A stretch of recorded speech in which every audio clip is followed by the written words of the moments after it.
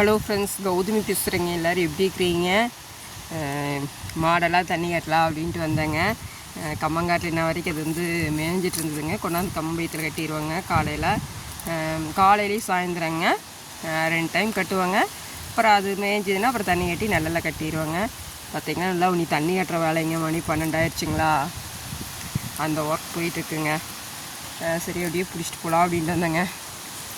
Already நான் சொன்னேங்க, இங்கே எப்போவுமே வந்து எங்களுக்கு ஒரு மாடு, நாட்டு மாடு நாங்கள் வந்து வச்சுருப்போம் அப்படின்ட்டுங்க.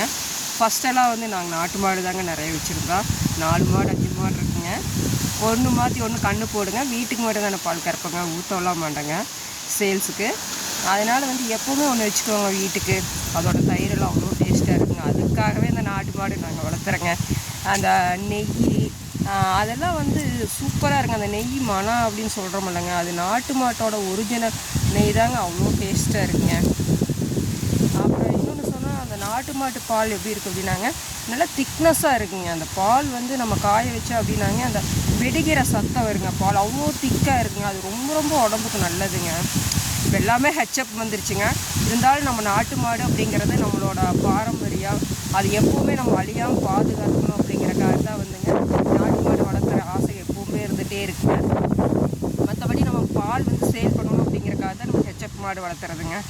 அப்புறம் ஃபஸ்ட்டெல்லாம் உழவு இருந்துச்சுங்க. அப்போ அதுக்காகவே வந்து நாட்டு மாடு காளைகள் வளர்த்துவோம்.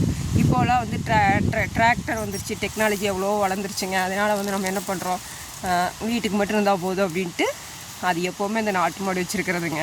அந்த பால், நாட்டு மாட்டு பால், தயிர், நெய் இதெல்லாம் சாப்பிட்டு பழகினவங்க கண்டிப்பாக வந்து அதை தான் விரும்பி சாப்பிடுவாங்க.